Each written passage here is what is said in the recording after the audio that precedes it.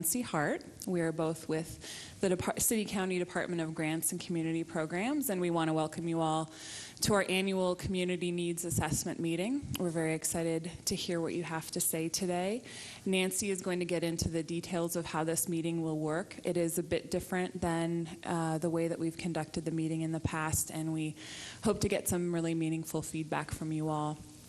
As I said, we're with the Department of Grants and Community Programs. We do have a few other staff here today that I will introduce. Denise Small is over there in the purple, and Jean Hart is at the back of the room in the pink, and our director is Cindy Wolf-Cool. And now I will turn it over to Nancy Hart, and she'll let you know exactly what we're going to be doing today. Okay, we're going to try to keep this mostly about you, but we'll tell you a little bit about ourselves first, too. As Melissa said, we're the Department of Grants and Community Programs. This is a new department that's been created. It's a combined city-county office. We used to be the Grants Division within the old Office of Planning and Grants, which, as most of you know, no longer exists in that form. Planning has been split off into city and the county offices, and then we're still city-county for grants and community programs. We are currently located, we're no longer in City Hall, we're currently at 127 West Spruce, which is what used to be Missoula in Motion. So if you're ever looking for us in person, that's where we'll be. We'll be there just temporarily. We love to move, so we're going to move again. Maybe in January, maybe in February, maybe in March. The construction contract on our new building, which isn't a new building, it's the old county print shop, which is at 223 West Alder. So if you're looking for us after about March or so, you will find us over there. We've invited all the Missoula City and County residents to this meeting. If you've signed in, which I hope you all have done, we will put you on, if you're not already there, we will put you on our email distribution list. If you would prefer not to be on our email distribution list, we have an opt-out list for you to sign up. Denise, did that end up on the front table, or do you have it, or? Okay, it's probably on the front table. Jean will look for that. Right, Jean? Thank you. This meeting today is where we identify what our community needs are, and that's City and County of Missoula, in the areas of housing, public facilities and infrastructure, economic development, and public services. If there's something that's outside of those categories that you think of, we will welcome that as well. Those just happen to be the categories that we most often work with, and it sort of plugs into almost every kind of project that's out there or need that's out there. We hold this meeting every year. Usually about this time of the year. This one is particularly important because it's also the launch of our process. It's a 5-year process to develop the consolidated plan, which is a very large report that we do for the Department of Housing and Urban Development, talking about what the community needs and what it's going to be doing over the next 5 years. We will also collect all these needs, and your local county and city officials will see them, and they will go into a report that we do to HUD that talks about not only the needs but also projects that are coming up. That's called an annual report. We do that every year, obviously, by the title of it, and so that your needs will be incorporated in that as well. We're trying to keep it a little less formal than in the past. We're not expecting you to only address things that those of you who are familiar with the Community Development Block Grant or the Home Investment Partnership Program are. We're not looking just for projects that are eligible for that. It's wide open. So anything that's a community need that you identify, we'll be happy to hear about what that is. So briefly, the agenda review. We're doing this in 4 sections based on those 4 categories I just talked about, the subject areas of housing, et cetera. And we'll do housing, as you can see, we'll do housing first. Then we'll do, all my own things here, economic development after that. We'll have a short break. We'll then do public improvements and public services after that. There's going to be essentially 2 parts to each session. The first one will be just us collecting needs. We welcome you to come up. We had hoped to do the microphone thing, but the microphone thing doesn't work. So unless any of you knows how to fix the microphone thing, we won't do that. Unless we make an emergency call over to Kelly, she says in the background, and see if we can figure out why that's not working. After we hear the potential need or the needs that you identify, we'll be asking for potential projects. A lot of organizations who want to submit applications for various funding need to have a public meeting, and this is your opportunity to get it on the record that you have a project that you want to do. We want to see projects for the next 5 years, not just for this upcoming year. You'll have seen this green sheet, and you may have picked it up. There's 5 lines on here, which gives you the opportunity to write down 5 separate projects. We would like you to put, if you have a project, if you think you might have a project, if you think there ought to be a project, even if it's not yours, go ahead and write it on here. The first column asks you to give a very short description of what it is. Second column is how likely. That on a scale of 1 to 10, with 1 being, I don't think it's going to happen, but wouldn't it be nice? That's a 1. If it's, yeah, definitely, we're breaking ground in January. That's a 10. Okay, so and then somewhere in there between is how likely are you to do the project. The third one is the year that you're going to start. Since we're looking at a 5-year period starting in 2014, circle 1, 2, all however many years that you think that you would be seeking funding. If, for example, you're an organization that seeks public service or human service funding every year, circle all the years if you expect to apply for it every single year. If it's something where, well, in 2016, I'm going to come in with a project, then just circle 2016. And it can be different for every line. And these don't all have to be like 1 sheet for housing, 1 sheet for public services. You can put them all on 1 sheet. Okay? Any questions about this little number? This is very important because we're going to gather these, and these will be the basis for a lot of what we do in terms of the public record. Okay? And feel free to ask questions throughout this whole thing. Following doing that, we'll do a wrap-up, and we'll just basically tell you about some of the stuff that's upcoming, some of the next steps, and how you can provide more feedback as we go along. There's also a handout that you should have received up front that had, it was a two-sided thing. One was sources of funding on one side and definitions on the other. We're, as you know, working a lot with the federal government. We're in the world of acronyms. Lots of alphabet soup there, so we've kind of given you some of the most common ones that are used in our lingo. On the other side is some potential funding sources. A lot of you are probably familiar with these, some of you may not. These are just ones that are probably some of the most active ones that we deal with in the grants department. And if you want to apply for them, you can see whether it's a state or local or county kind of thing. And we urge you to go directly to the agency. You can always come to us and we'll help you figure out who you should talk to and that kind of thing. So that pretty much covers the agenda. Any more questions about anything is what we're doing today? If not, Melissa, you want to kick off our... Yeah.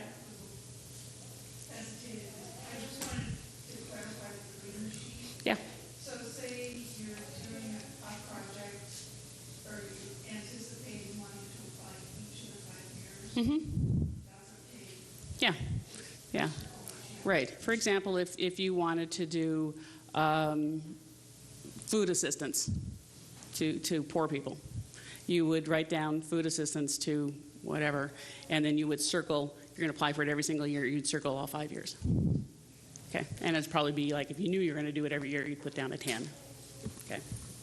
I just want to add that we do have treats up here, so help yourselves at any point in time. And since we don't have a roving microphone, Nancy will just repeat the need that you express in a bullet point so that it's easy for me to write.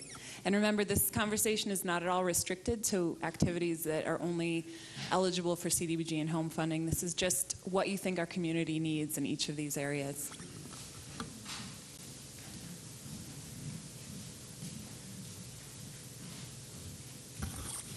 Okay, we're starting off with housing. If any of you has any concern that housing is inadequate, that housing is perfect for Missoula, that housing has been all solved, no more problems with housing, then we'll skip on to the next subject. Otherwise, we'll take anybody's comments now onto what they perceive as a need for housing in Missoula. Go ahead. My name is Larry Dunham. I live in the Condon area of City Lake. And a need for housing. Now, this is having to do with the county, not the city of Missoula. The city of, not city, the township of Sealy Lake has a big problem with the sewer system. Therefore, it cannot build or grow anymore and take on any new economic aspects, or can there be any changes, shall we say, until we have a better sewer system for granting purposes. That would be great. Housing is a great problem in Sealy Lake. We are sort of the tail, we're the flea on the end of the tail of Missoula County. We seem to be forgotten quite a bit. There should be some more help and aid looking at rural areas as opposed to just those that sort of butt up against, excuse the term, Missoula City. So I have more to say, but that's what I have to say about housing needs. In the area of Swan Valley, where I live, we have less than 5% of the land that is no longer that's available now, private land for any kind of activity. So that's what I'm talking about, Sealy Lake. Okay, the comment basically was that the gentleman is from Sealy Lake and that he thinks that there needs to be more focus on housing in the areas outside the city limits, and that Sealy Lake has a major problem with the sewer system, and that there's a limited amount of private land available. Only 5% of the land is available in Sealy Lake, and therefore there is a need for more attention on housing in areas outside of Missoula. Is that essentially it? Only one correction. Yes. 5% of the land in Swan Valley. Oh, excuse me, 5% of the land in Swan Valley versus Sealy. Okay. Okay. Go ahead. Yeah, my name's John Firehammer. I am one of our strategic services here in town, and I'm here on behalf of the Montana Tobacco Use Prevention Program. And one thing that they would like to see is part of consolidated plans for the family cities here in the state is smoke-free policy that pertains to any housing projects that are funded. That from the get-go, that smoke-free would be a requirement. And obviously there's many reasons to do this. The chief one is the risk of secondhand smoke, which is very well researched and documented. People who have limited housing options shouldn't be forced into a situation where they have to contend with somebody else's smoke, which is a threat to their health. And there's also many reasons to do it out of just responsible use of public funds to, if you're doing housing, preventing smoking obviously reduces fire danger, helps your carpets and your window fixtures last longer, helps with turnover and attracting more tenants who most people these days are looking for smoke-free housing. So that is something that we would really advocate for. We'd like to see as part of this plan. So the issue there basically is reduction or elimination of the use of tobacco products in housing that is funded through governmental funding. I think there might be some health issues that may cross over into our public service category when we get to that. But basically at this point you're asking that we include restrictions on smoking in housing that's funded by public funds. Is that correct? Okay. I'll tag on to that a little bit. One of the items we've been focused on and concerned about are the preservation of existing affordable housing. None of us, there's a lot of us in the room that build it, and you're not building fast enough to meet the needed improvements to our existing housing stock, affordable housing stock. It can become a problem. We do support the smoke-free campuses on new developments. We found with our experience that when we're preserving affordable housing, that means we're preserving housing with existing tenants. And sometimes that's a transitional issue. And so having a grace period around making a transition, a 6 to 12-month period to get your residents used to not smoking and changing your policies would be something we would ask for if it's going to be a blanket statement on federally funded housing, no smoking policies. We just need a little bit of a grace period, and it's been working on the 3 projects we've done so far around the state. Okay, so That's something the tobacco-free tobacco use program is very supportive of, having some time to do smoke-free right and make sure that it works and get the buy-in that's needed to this form of business. Okay. And when you make your comment, if you would identify yourself by name and organization affiliation, if you have one. So that was for Denise's sake, as she's taking notes. Helen McMillan from Homeward, as you know, and John Firehammer from should we say Smoke Free Montana or Tobacco Use Prevention? Yeah, okay.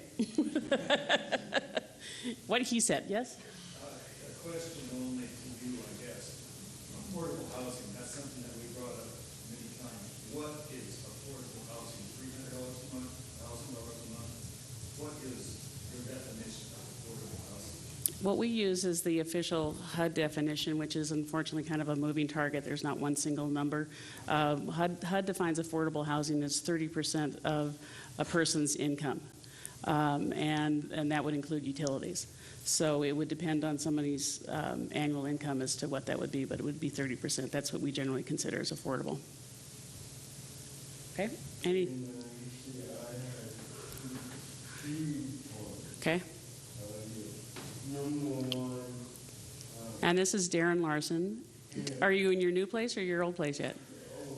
Okay, he's with Summit.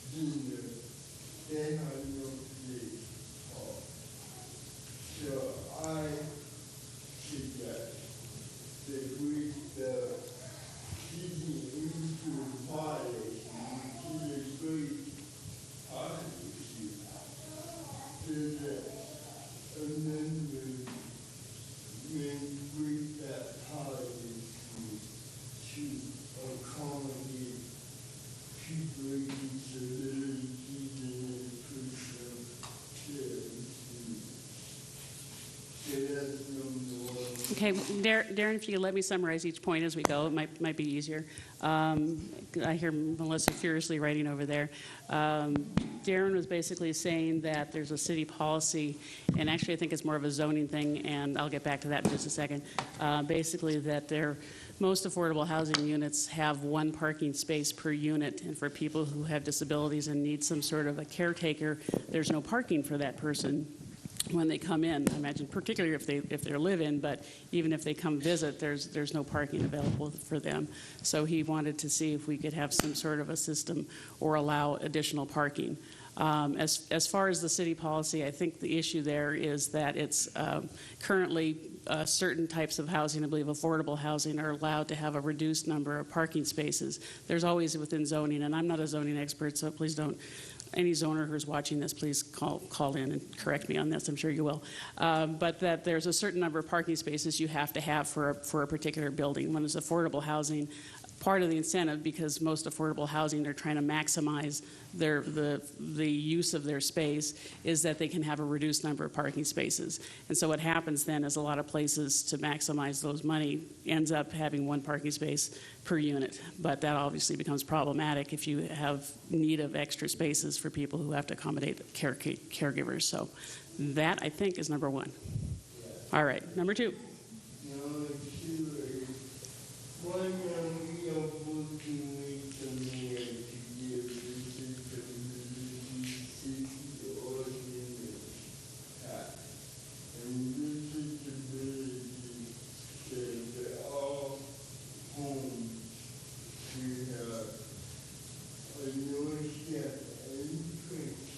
Of hallway that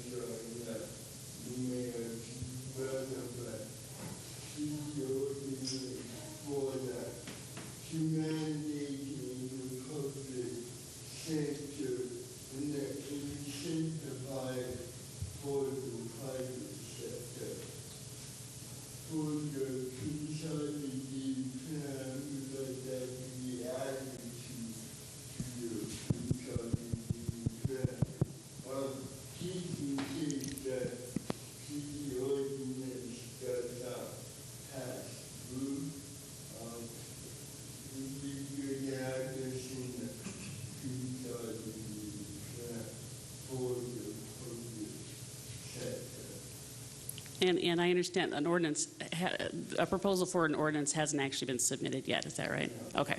So basically what we're talking about here, what Darren's talking about here, is that he would like to see support for an ordinance that would require visitability of homes in Missoula, basically allowing for access for people in wheelchairs by having wide enough doors, particularly entrance doors, no step entrances, and wide enough halls for people to have access to buildings, to homes specifically. All right. And number three, yesterday I was talking to an individual who's in a wheelchair, and she bought food in her husband bought this place 3 years ago, and the sidewalks run on the place that they bought. Not have curb cut. So she has talked with the city a couple of times, and they basically have told her that they have already done the sidewalk maintenance about 5 years ago. And then I'm going to go back and do it again. That cost to do crew cuts in should be on them, and they should pay for that cost. Some other recommendations is the city does these homes that are owned by people with disability, mobility, disability, and those places should have curb cuts. Because what happens is that when they have curb cut, we people in wheelchairs are forced to go alongside the street with the dangerous cars and the crazy drivers. So I think we need to do the homes where disabled people live and ensure that the sidewalks are adequate for their travel. Okay. The issue that Darren is raising is that he would like to be sure that there are publicly provided curb cuts available for people, particularly if those include people who have accessibility issues, to make sure that they are near their homes. I think that might summarize it enough, unless you want to add to that, Darren. Melissa will be happy because I kept it shorter that time. She's going to have writer's cramp by the end of this. She's doing it because my handwriting is impossible to read even for myself. Okay, any other housing issues we would like to address? Jim, go ahead and identify yourself. Jim Housing Authority. This week, unduplicated waitlist in the Housing Authority is about 1,800. Oh my gosh, do we have a microphone? This is microphone. Ah! Yay! So did you get that? Yeah, go ahead. Is at 1,800, and 2 of our wait lists that serve homeless individuals have about 100 on them. So your need is? I would like to not have a wait list. Okay.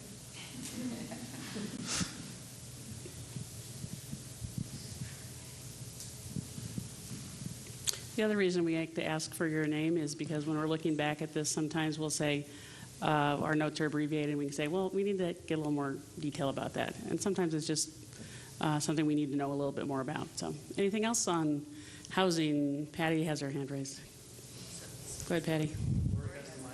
Oh, I'm sorry. Lori's got the mic. It's the talking stick. So, Jean, you're going to carry the mic from place to place, right? Lori Davidson with the Missoula Housing Authority. I just want to make sure everyone is still aware that the need for housing in Missoula is not going away, and in fact is hardly diminishing, even with the new units that have come on. Silvertip, our last project with 115 units, was leased up in 9 months, which was incredibly fast according to HUD and their experience with other projects of similar size. The affordable housing vacancy rate, and by that we're talking about housing developments that have income eligibility requirements. That waiting list is still 1% or less vacancy for projects around town. And I'm not sure what the market rate, vacancy rate is as of today, but within the last 6 months it's been at 3%. So the need is not diminishing, and we need to put as many resources at both the city and county level towards building more housing as we can get.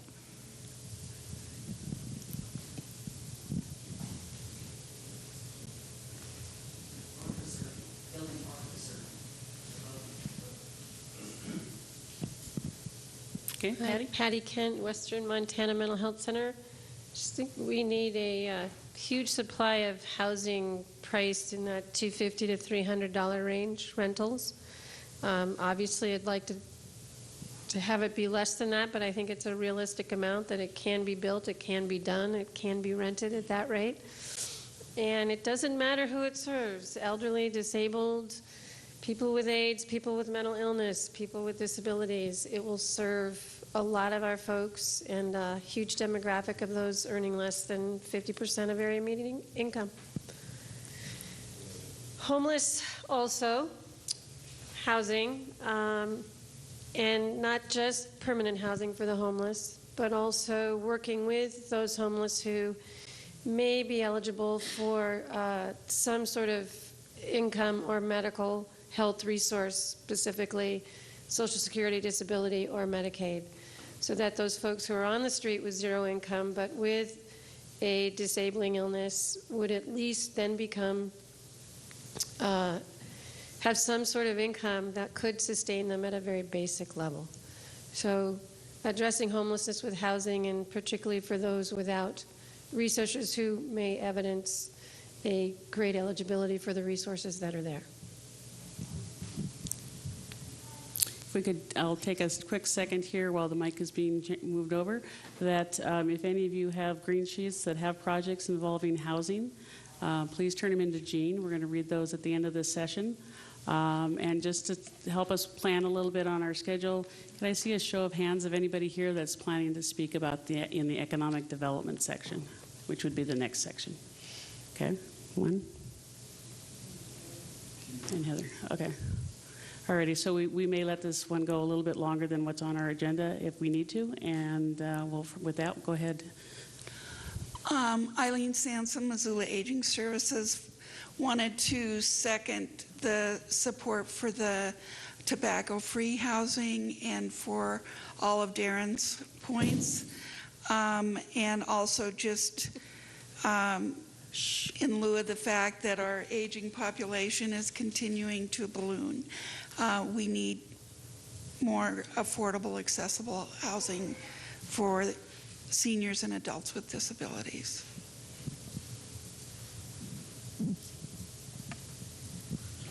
Loud anyway, so I apologize. I'm probably going to blast you out of here.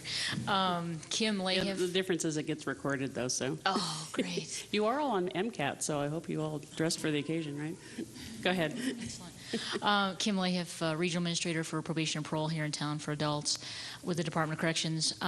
We're trying to have a larger presence in our communities, and one of the things, housing is something that we have battled for a long, long time.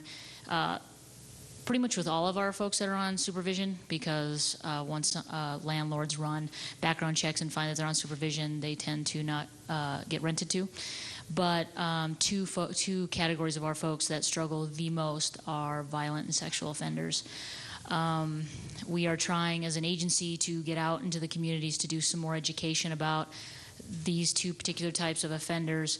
And we, as a department, we have a program called Reentry. We've been doing Reentry since the beginning of time, but this is a specialized initiative that we're doing. And, we have a little bit of funding, but we're hoping to be able to connect with local agencies and create projects. My dream, quite frankly, is for us to build a building for sexual and violent offenders coming from the prison to where we then step them down into the community from that building, because most pre-releases do not take sexual offenders.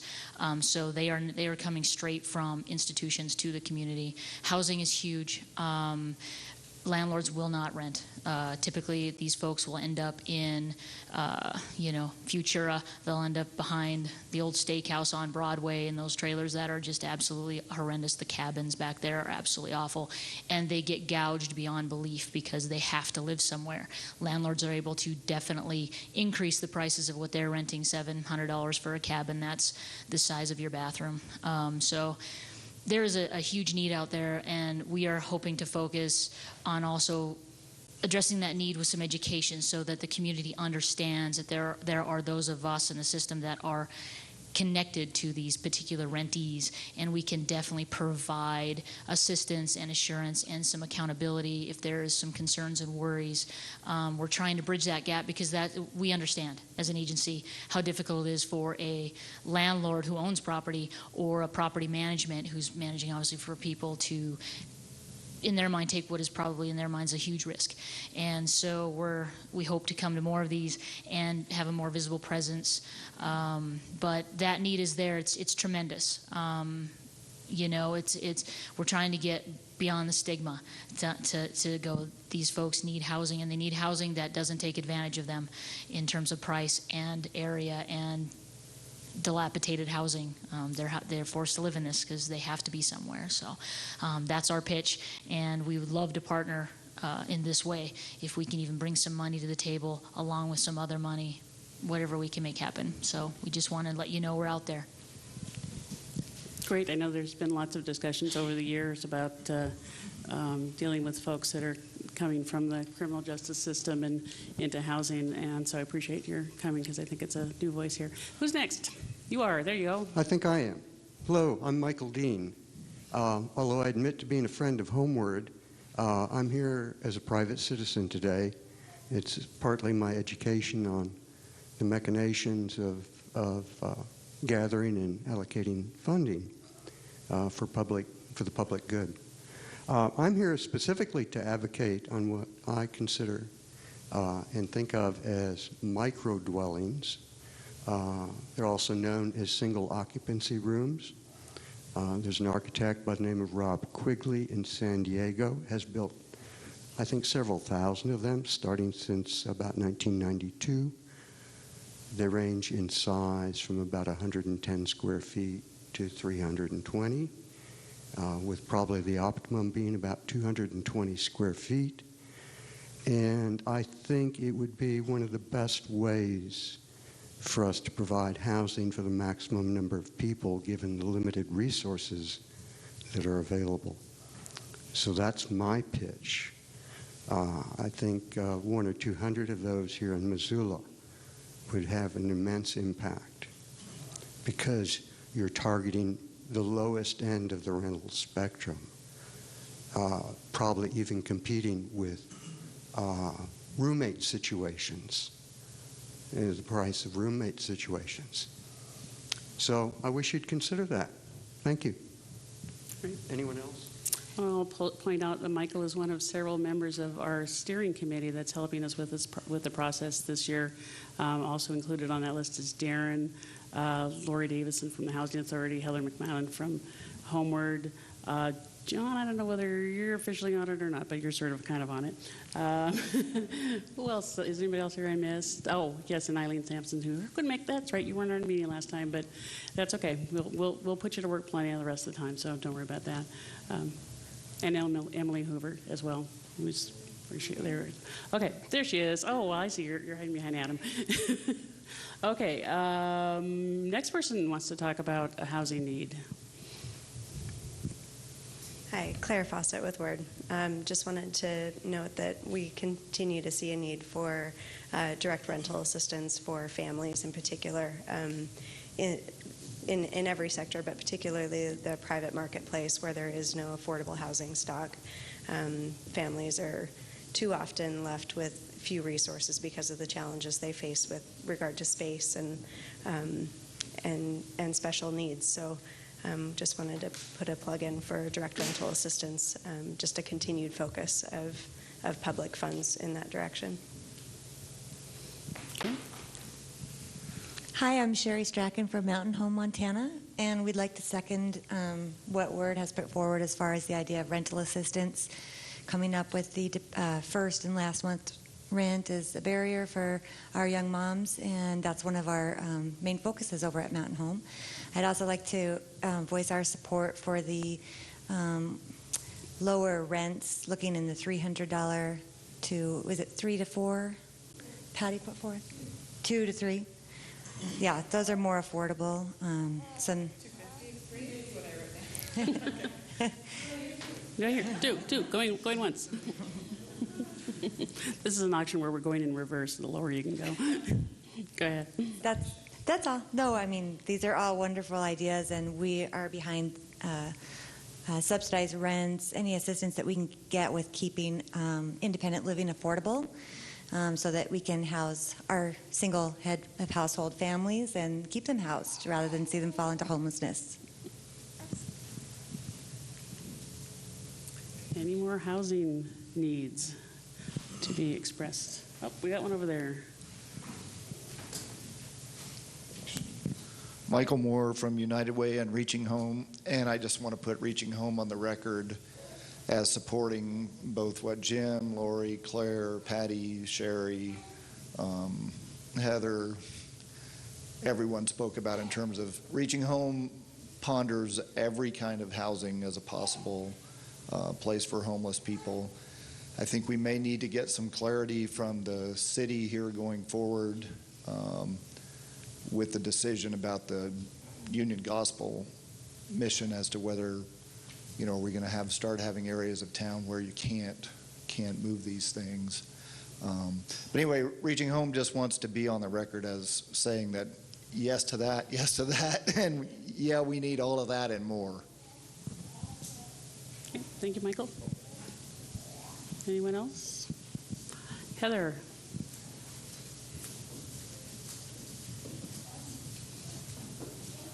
Sorry, I have no waiting music for you. You wouldn't want it anyway. So again, Heather with Homeward. Thanks, Denise. I guess I want to tag on to what Michael was saying, and since we're supposed to be thinking bigger picture here, I think it's important for the consolidated plan to acknowledge our intent to end homelessness. It doesn't matter how ambitious that particular title is. We need to be working together as a collective, those serving the 30 to 60% AMI market rate, 0 to 30, and homeless. There's a continuum of housing that we all need to understand each other better to be resource efficient and work toward those solutions. So the consolidated plan should recognize the homeless goals of the city and work together.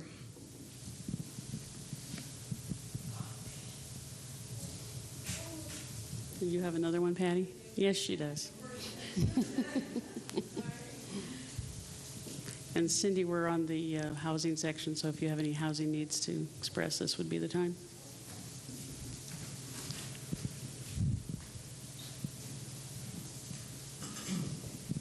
Patty Kent, Mental Health Center. Part of our problem with affordable housing is we have a lot of the same housing type, and we have a bottleneck between rental housing and home ownership. But we also have a bottleneck between home ownership and those who are done living and owning a home and want a nicer rental, whether that's a condominium or a townhome or simply, ownership or rental. We don't actually have a lot of housing options for those who want to move out of a house into something smaller. And if we can address the bottleneck that way as well, which is, of course, market rate housing, but nicer rentals, townhomes, condos, whatever that case may be, we're going to open up more housing for sale, which will put some downward pressure on pricing. and move people out of rental housing and into home ownership that are able to do so, and thereby create a little more room in our rental market. So I know we all here constantly focus on the lower end and affordability, but we need to blow the bottle top off of the high end and create options up there to also create some movement below. And the market, private market should be able to help us out with that instead of us doing all the work. Okay, any other specific comments about housing? Yes, go ahead. As soon as the mic wings its way toward you. I'm Emily Hoover with RDI, Consumer Credit Counseling, Rural Dynamics. And we would say that there's a need for ongoing housing delinquency and rental counseling for low to moderate income families in the Missoula area. Counseling for not only people looking for affordable rental housing, also those people who are struggling with delinquency or foreclosure mitigation, and possibly that transition from home ownership to going back to renting because of that.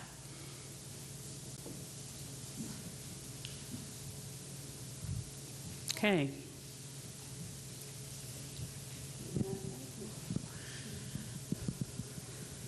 This is Kelly Battaglia from Homeward. I will second that absolutely, is having access to counseling as well as folks transitioning out gracefully from home ownership and having a affordable place to go. Okay. Any more? I have another comment, if I may. Anyone else? Yeah, okay. One thing that's really disappointed me about the market here is that the private sector has lacked the vision to build dwellings that people can afford to buy. And what I think is necessary is to look at what someone at, say, 50% of median income can afford. And if you calculate backwards from that, it works out to be about $75,000 in purchase price. But the market has failed, and I think needlessly prolonged, the recovery by failing to recognize there are people out there who can buy if they will provide a product that's reasonably priced, instead of building to the aspirational and build to the realistic.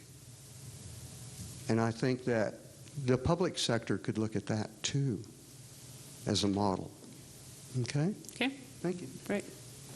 So let's all take just a second to think, search your minds. Is there anything else about housing that hasn't been said in terms of a need? Yeah, Lori? Jean? I'm not sure this actually belongs in the consolidated plan. It's Lori Davidson from the Housing Authority. But we need, as a community, to be advocating at the federal level for keeping and increasing the funding for housing subsidies.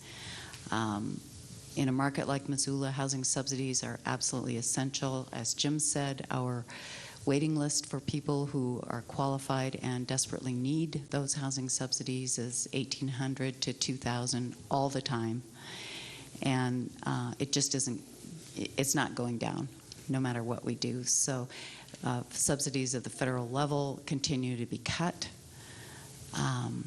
It's going to take advocacy on the part of the city, the county, individual people talking to their congressmen, telling them of the importance of keeping those subsidies in the communities. So I think housing subsidies are actually a really important part of the housing need. That's how we best serve people at the very lowest income levels. Okay. Heather is next. And then Cindy.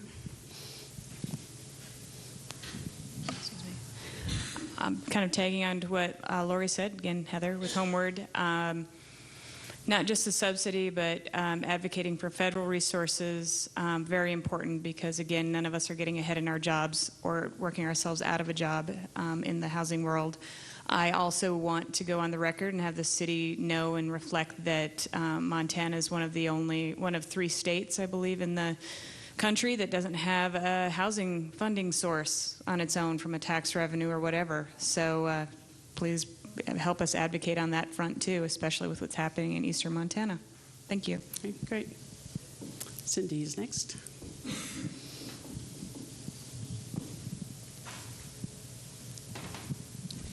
And I apologize, this may already be on the list, I just can't read that far. I think what we're seeing with emergency housing for homeless families is that what we have is either inadequate in that we don't have enough of it, or that the program structure is not effective. And so what we're seeing is a real need for, whether it's rapid rehousing, TBRA, I don't know if this is already on the list, but rental housing for very low-income people with poor credit histories and poor rental histories. And as we phase out, if we do phase out transitional housing, we're losing some options there, some of the very few options that we have for the families leaving emergency housing. Okay. One more? You want to? No? Yes? No? Anybody else? Okay. TBRA is on there. TBRA stands for Tenant-Based Rental Assistance, for those of you who don't know what that is, and I don't know if it's on my definition list. It better be. If it isn't, let me know. Not on there, Jim? Make a note. Now we're going to do projects. Those of you who have written down or think you might have or wish that we had a project over the next 5 years addressing housing, this would be the time to take a green sheet and give it to Jean. Do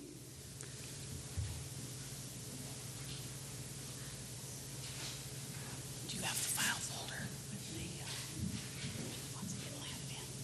They should have.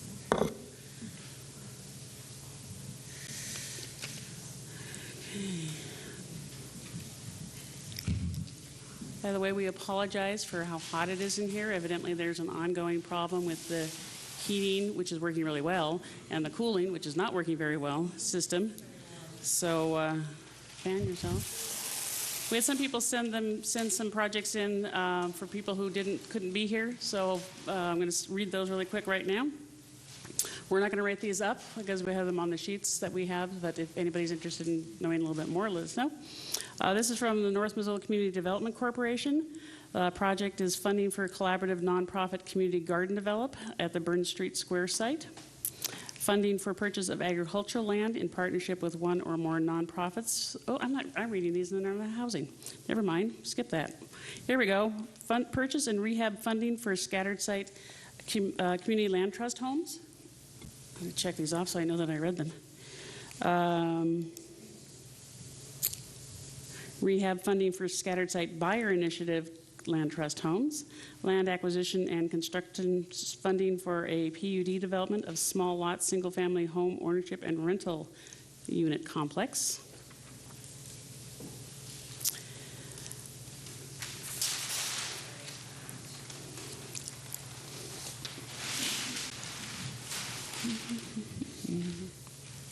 If I find these later.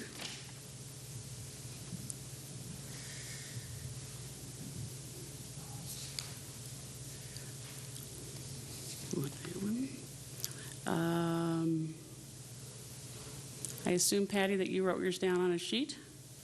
All righty. And we talked about TBRA. Okay, so ones we have handed out.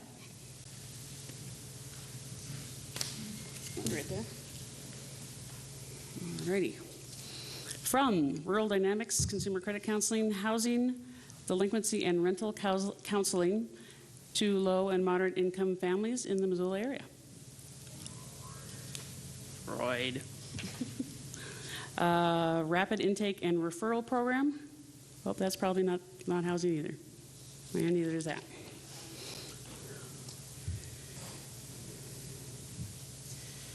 From Homeward. Next, Homeward, new construction project in 2015 or 16. Did you say what it was going to be specifically? An unknown name. Means they're going to do one, they're going to do two.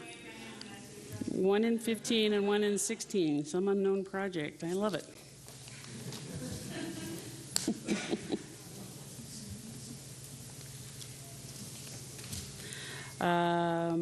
From Word, Housing Counseling Program position. That may be public services as well. And tenant-based rental assistance for homes, which we have on the list.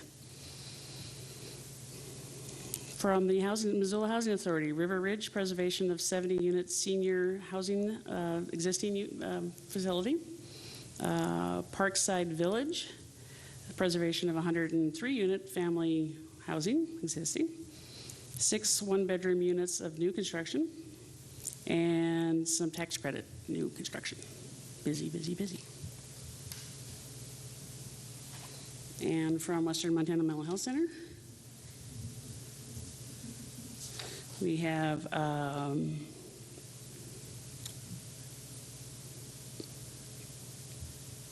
don't know if this is listed as housing. Is this your housing project, Patty?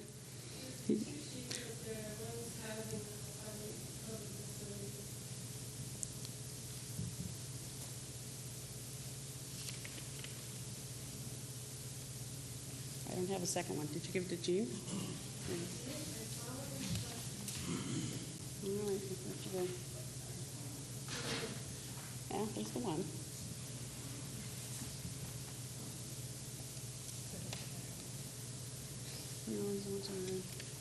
There you are. You wandered away from me. Permanent housing for homeless. Affordable rentals for those waiting for, enrolled in, or graduated from addiction treatments. Okay? So those are our upcoming housing projects that we know of at this certain point in time. Oh, we have more? Are these housing? Same ones you already read. Okay, great. With that, we're on to economic development. Thank you very much for participating in the housing part. Now, economic development. We have right there. Go ahead. Gene, take them over there. Again, my name is Larry Dunn. Hurry up. And at this time, I represent, again, rural areas and sometimes primitive areas. I can speak on. Yeah, but we need it for the MCAT. Thank you. I represent the rural areas and the primitive areas, which is Condon, Montana. In our situation, going on economic development, going back to the early days, 4.5 years ago, roughly, the Missoula Best Place project was put forth by the mayor, current mayor, to encourage in the Missoula Triangle from the airport to the Simpson Mill to the city of Missoula, and also Missoula County, development of economic situations that would increase population in our areas and also increase the economic ability to earn a livable wage to have affordable housing. Jim Bowman was in charge at that time. I worked with him a lot, and he resigned, and Jim Grunke is now taking over. It appears again that the rural area is not being looked at beyond those particular Missoula Triangle areas. We need to help people in the Seeley Lake area, Lolo area, etc., develop economic situations where something can be done other than the diminishing lumber industry, which is pretty much gone in our area, to create a possibility of, like, say, where we have a call center, which would not be a polluting situation up in Seeley Lake, could be done. We need to have this type of work with this particular group looking at what can be done other than just right here in Missoula City. And as a result of that, I have found in my conversations, it appears as though I'm talking to the wall.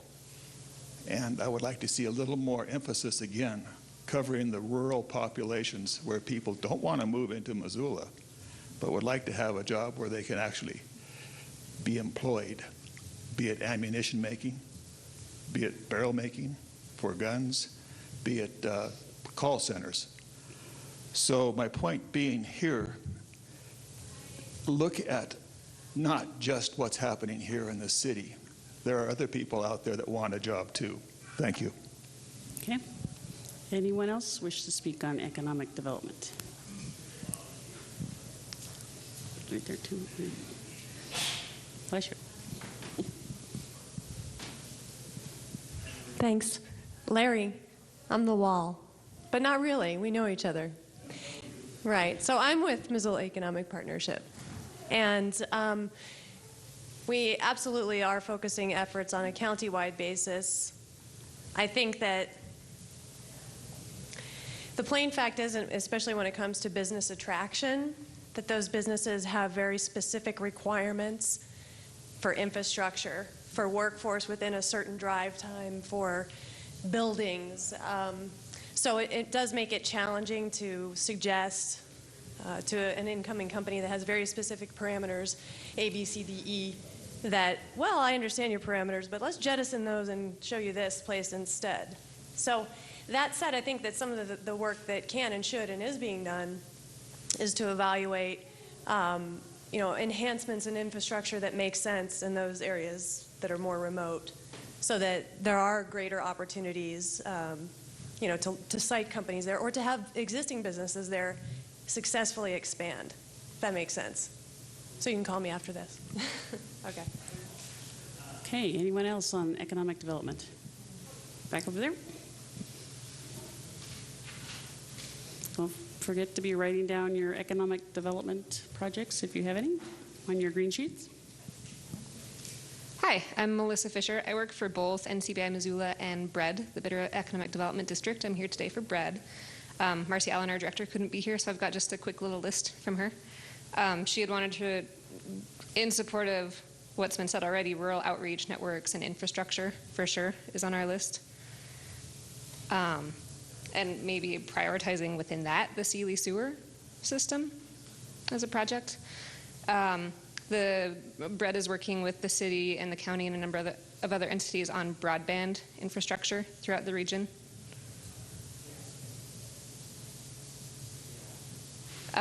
BRED is working with a team on a bioscience accelerator. There's a bioscience kind of hub or cluster of different businesses that are working on different bioscience initiatives, and there's an opportunity to kind of network them together and create a real accelerator to promote that as a thriving industry in our region.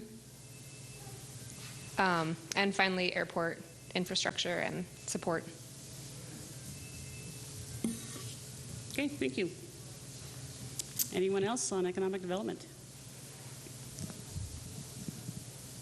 Any other projects to hand in at this point? No specific projects. Okay, great. Thank you very much. We're at a time for a break, thank goodness. For those of you whose hands are cramped or who is very hot and like to get up and stretch, we have lots of refreshments over there. And so go ahead and help yourself, and we'll be back here at 10 after 1 o'clock, according to the clock on the back of the wall. We're going to go quick.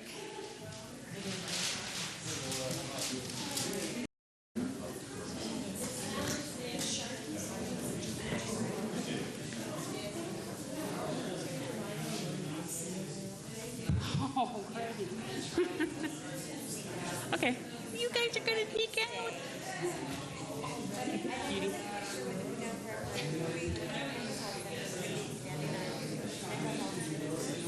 Okay. Okay. Oh, okay. Right.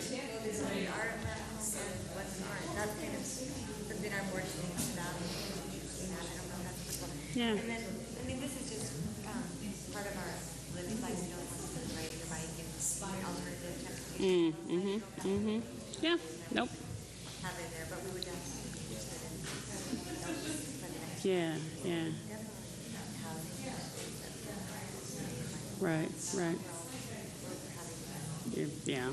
Yeah. Yeah.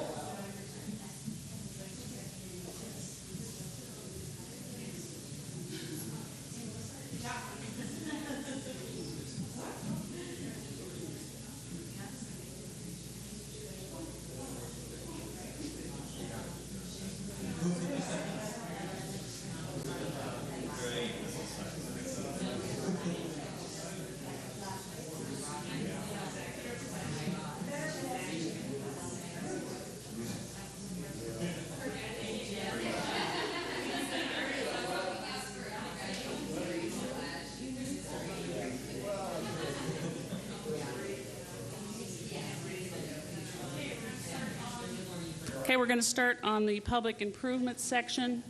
Public improvements is known by a number of names. HUD generally is calling it public improvements now. It used to sort of be called public facilities. It includes things like roads, sidewalks, air transportation systems, shelters, group homes, things like that.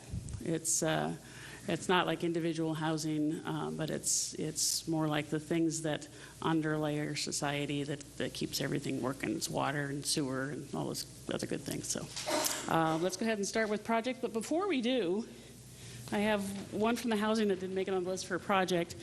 It's from RAMP of Montana, which stands for something. Regional Access Mobility Program. Thank you, Melissa. It is to install aluminum wheelchair ramps for seniors and people with disabilities who are low to moderate income. And then, Jean, the mic. Oh, Jean, the mic. Where'd the mic go? Jean, you have the mic? You gotta go over here. Oh, it's right there. I could have grabbed it. Sorry about that. Go over to see.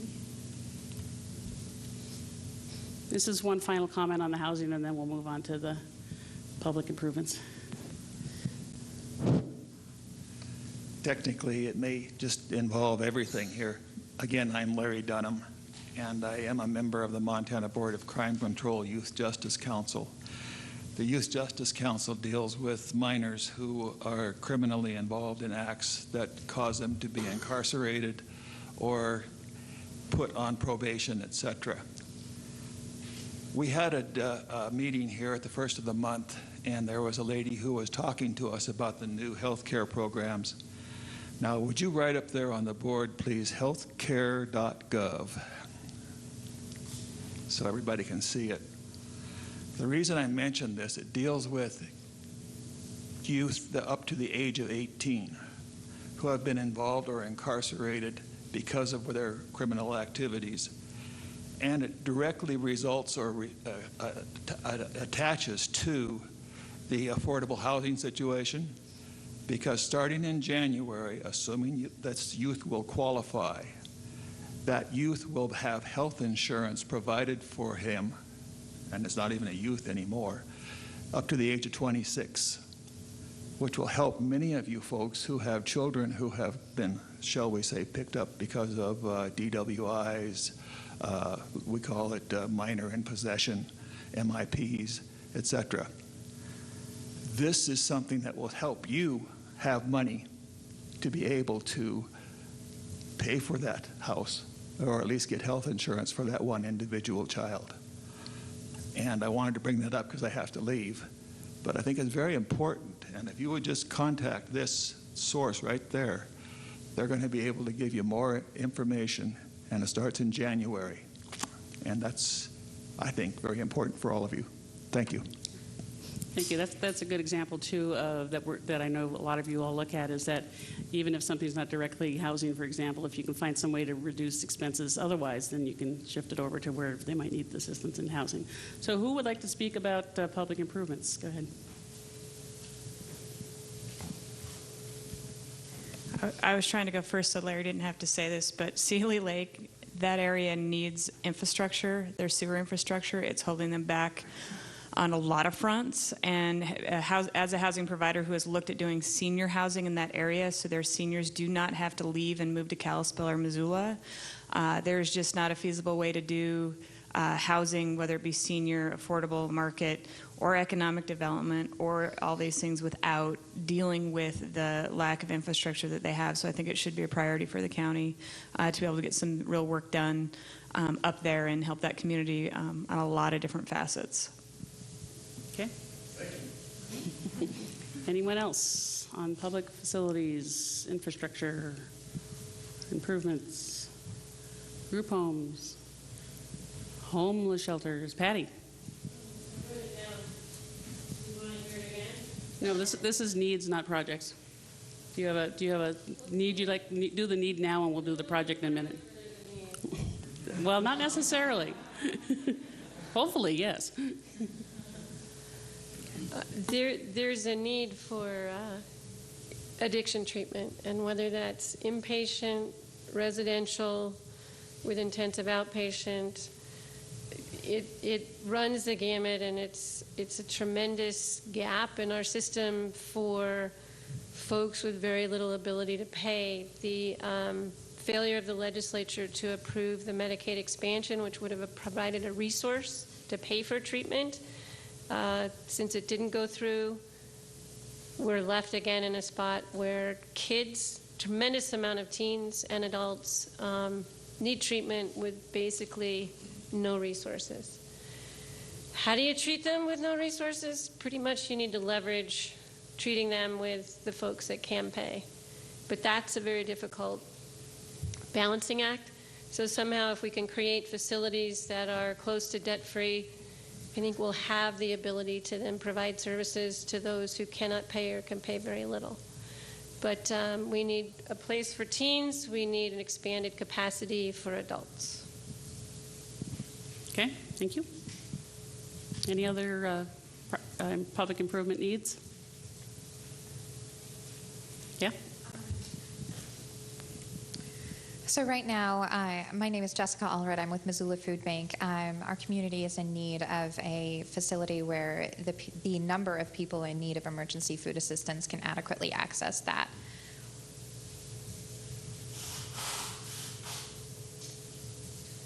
Thank you. Anyone else? Okay, we'll switch over to projects. If you haven't turned in your sheet with projects on it, this is your last chance. It's not really your last chance, but right now to be read. For this category, yeah.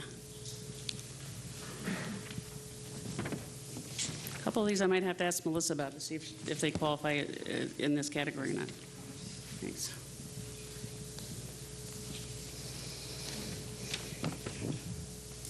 Can you look at these three ones that you marked I and see which category, if they are in public improvement? Okay, do you have something there, Jean? Yeah, just give them to Melissa. They'll get them. You can read them? Yeah, she's looking at them. Okay, from Mountain Home, Montana. Sustainable Independent Transportation Project to revamp our commitment to bus, bicycling, walking, van pooling as transportation options.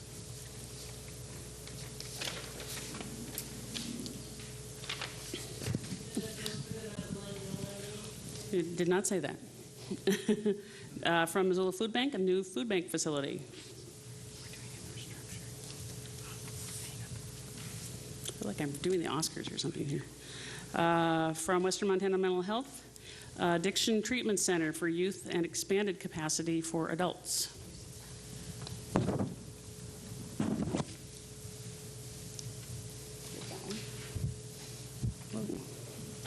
From Missoula Aging Services, engaging the community in a conversation about the future of the senior center and its location that may or may not include Missoula Aging Services and other community organizations. Are these all? Okay. We're not completely sure if this fits under public improvements or not, but we'll go for it and see what happens. These are from North Missoula Community Development Corporation, funding for a collaborative nonprofit community garden develop at the Burn Street Square site. I think I read these before in the wrong category, so I apologize for repeating. Funding for purchase of agricultural land in partnership with one or more nonprofits for use as a working farm. Food enterprise development funding for a 4,000 square foot portion of the Burn Street community building, perhaps for a community canning, bottling facility, or cold storage produce facility.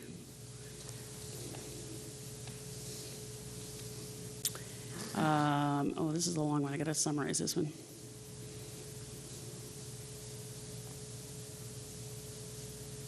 This is to purchase land that's on River Road from a private landowner. This is from Garden City Harvest, excuse me, and wish to take ownership of the land as well as an adjacent house and garage to be used as a caretaker residence, and continue it as use as a garden, as a public garden, only in their ownership as opposed to renting the land.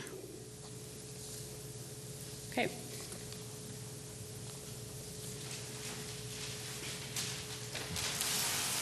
Alrighty, moving on.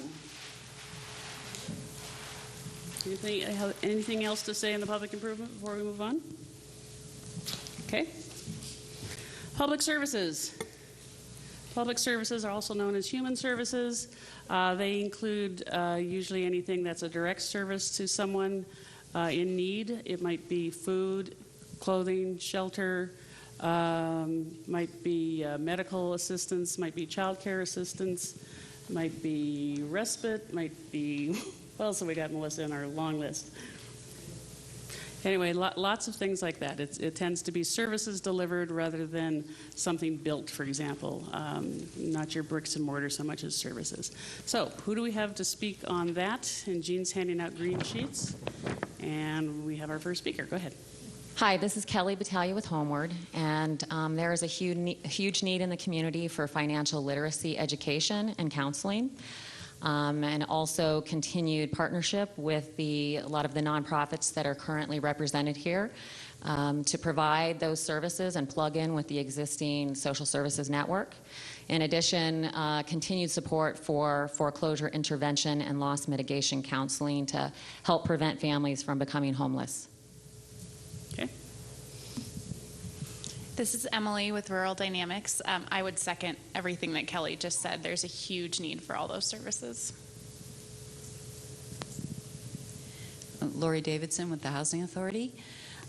We need wraparound support services in order for Reaching Home to reach its goal. Permanent housing for homeless is much more successful when we can bring services into the folks as soon as they're housed. Just for the benefit of people, would you like to describe what wraparound means? It means bringing existing services into, well, if once a person is housed and they have the housing, if we can bring existing services from different agencies, different aspects, whether it's mental health counseling, substance abuse, basic living skills, any kinds of services that help that person be a successful renter or homeowner for that matter, that is truly the way that you make Reaching Home a success. You make the permanent housing, taking people from the street into permanent housing a success, is to give them the services that they need to be successful. Okay.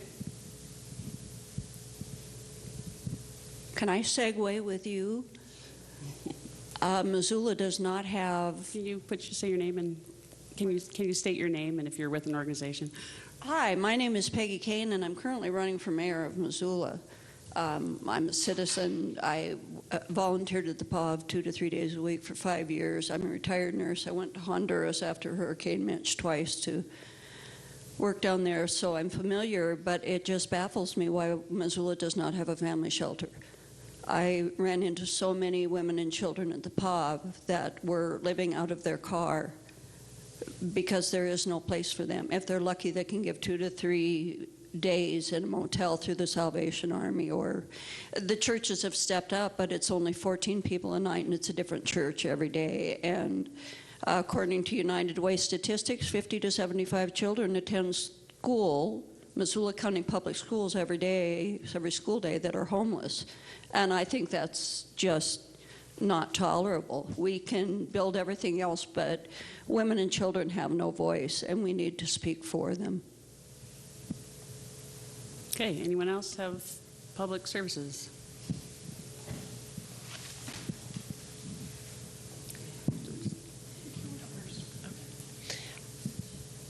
You know, depending on where we go with rapid rehousing, I think that we need some landlord facilitation or negotiation services through some organizations in town.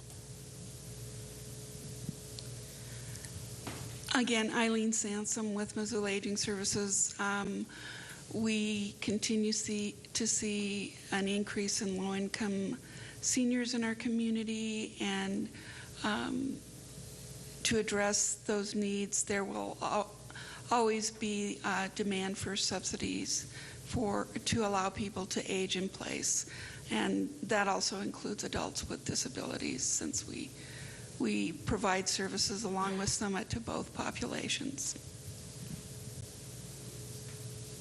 Anyone else have a public service need over there?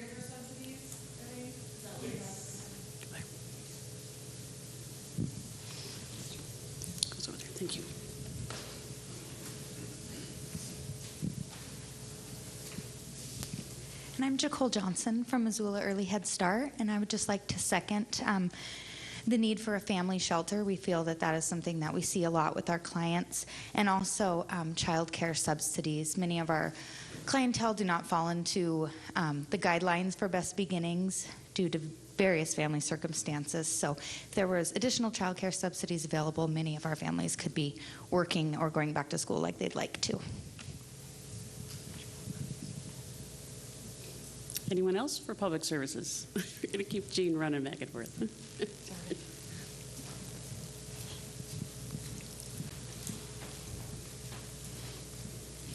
I'm again Jessica with Missoula Food Bank. I'd just like to note with public services the increasing need for emergency food assistance among families, seniors, and just individuals in our community.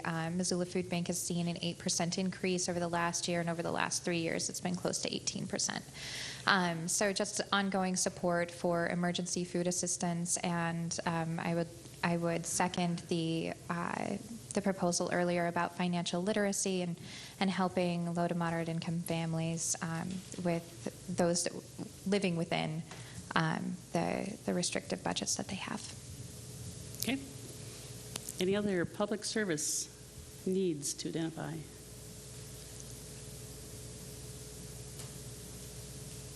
None? Not even Michael? Okay, we'll look at projects now. Have you turned your project in? If you haven't yet, go ahead and do it to Jean. From Homeward, financial education and counseling for low and moderate income people. And foreclosure intervention counseling to prevent families from losing their homes. From Missoula Aging Services, Meals on Wheels, low-income city residents or other food security programs. Subsidized services to low-income city residents for adults with disabilities and age 60 plus to age in place. As we're all doing at this very moment. From Rural Dynamics, consumer credit counseling, financial counseling and education for low to moderate income families in the Missoula area. Garden City Harvest would like funds to support farming and farming and gardening efforts at the Orchard Garden Neighborhood Farm and Community Gardens. This is the one that's located on Homeward site out off of Reserve Street. Well, they're pouring in. From Mountain Home Montana, expansion of mental health services to young mothers through licensed mental health care center. From Missoula Food Bank, ongoing and improved access to emergency food assistance, nutrition education for low-income children and families to help address childhood obesity trends. Thank you.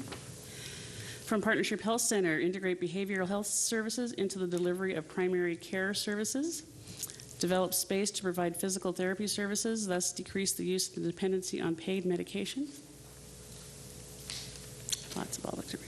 From Peggy King, who's running for mayor.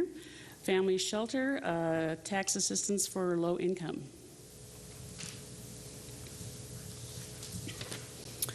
From Word, housing counseling position they would like to fill.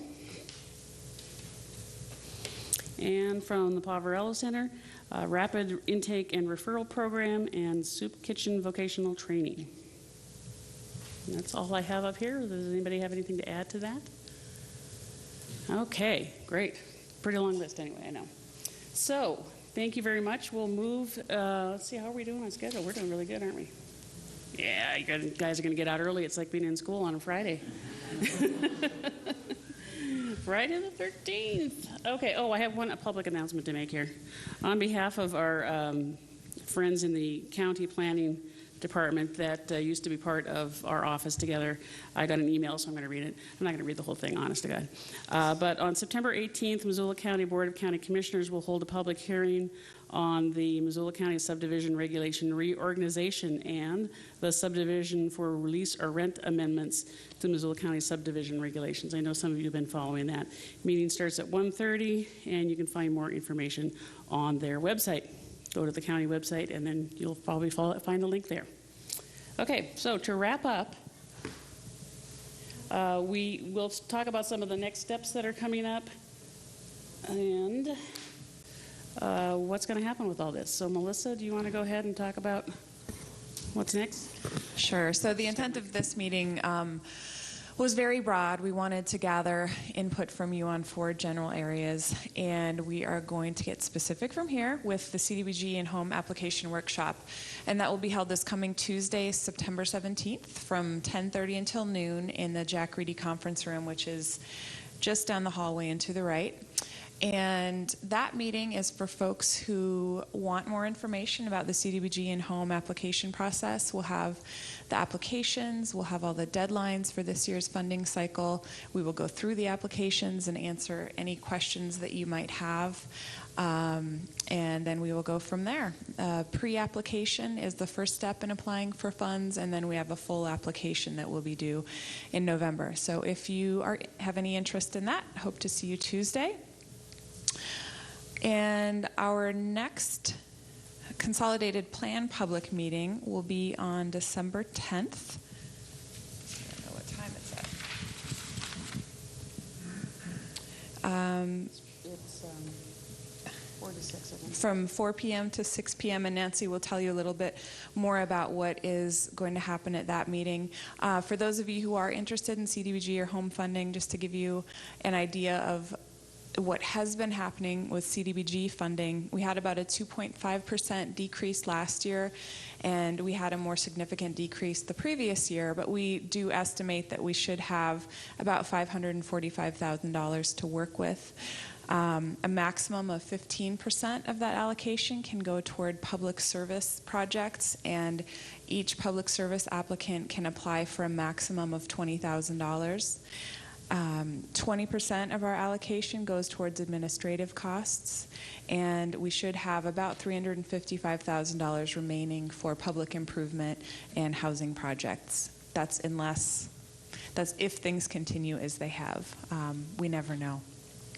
I will let Nancy tell you more about home and about the next consolidated planning meeting. Thank you. You can have that. I have my own very special microphone.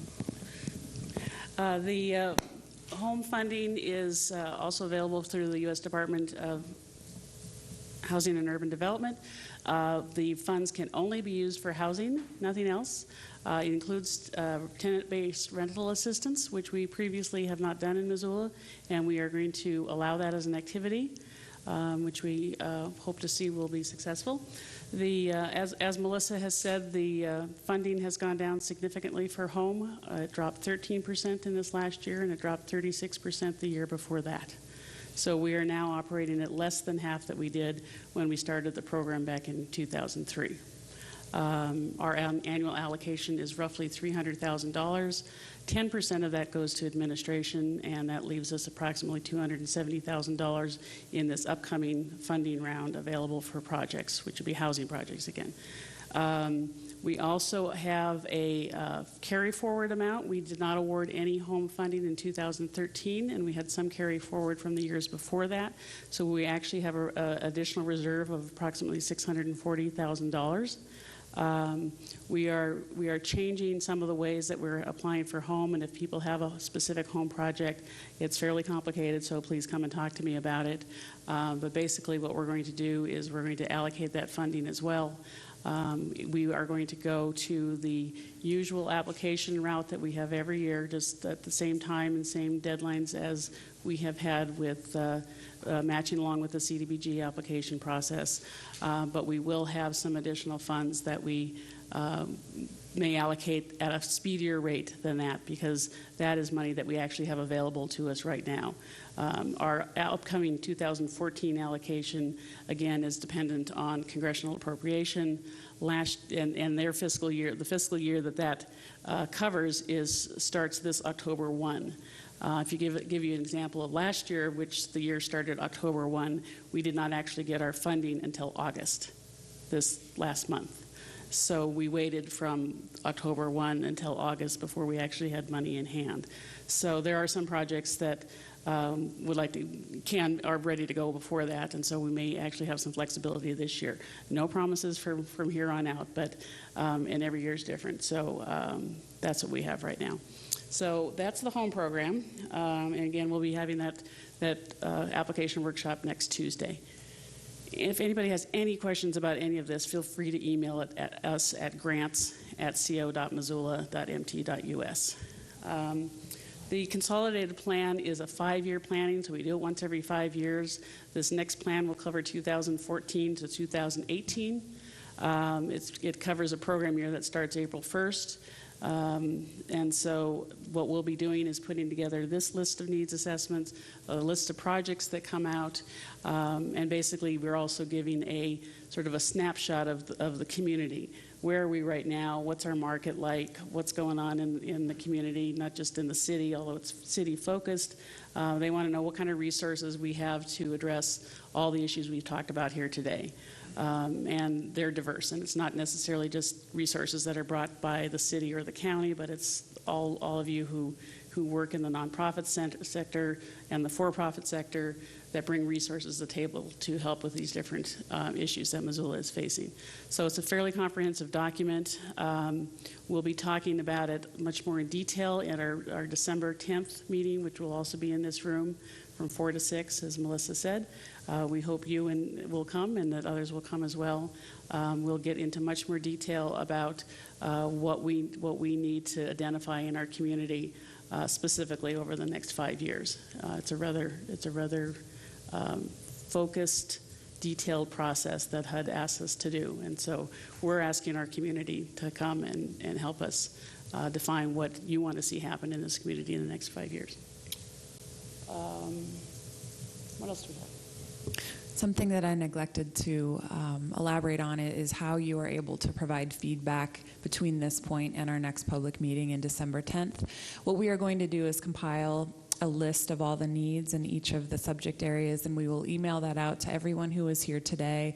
We also have several community email lists, and folks will have an opportunity to provide us with additional feedback, additional community needs, and the email address that folks will be able to do that at is grants@co.missoula.mt.us, and that will be in the informational email that you all receive.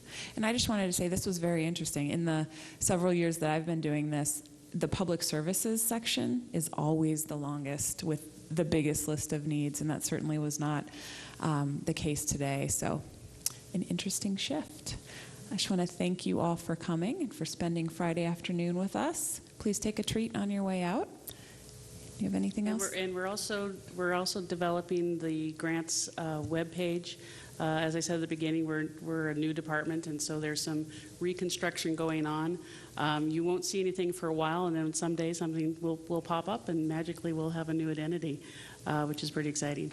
And but in the meantime, you can still go to the same old site, which is the co.missoula.mt.us/opgweb. Yes, it still says opgweb, but from there you can see links to our department, which is now listed as Grants and Community Programs, and we will have links to this kind of information.